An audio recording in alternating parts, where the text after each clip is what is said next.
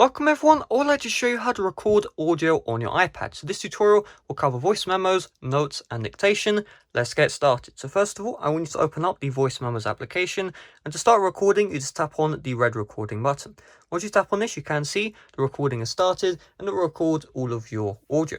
If you want to pause the recording, just tap on the pause button. To resume, just tap on the resume button again. Now, if you're done with the recording, just tap on done right here, and this will end it.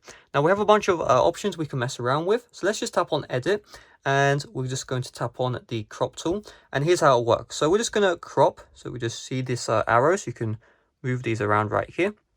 And we have trim and we have delete. So trim is going to only save where the start of the left arrow is and the end of the right arrow. Delete is going to delete this area right here. So you're only going to have this part of the recording and this part of the recording saved. Trim saves this part of the recording. Just look at my finger for the visual reference. So we'll just tap on trim right here. And you can see it's going to keep where the left arrow is and the right arrow. And if you want to save this, you just tap on save. If you want to cancel, you just tap on cancel. Now we also have some other options. So if you tap on the triple lines here, you can see we have the playback speed. We can change the playback speed.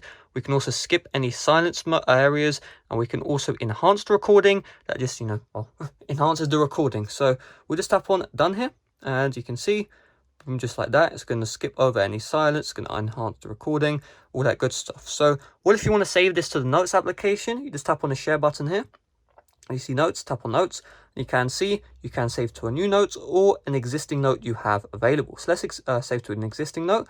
You can also add text here, and you just tap on save.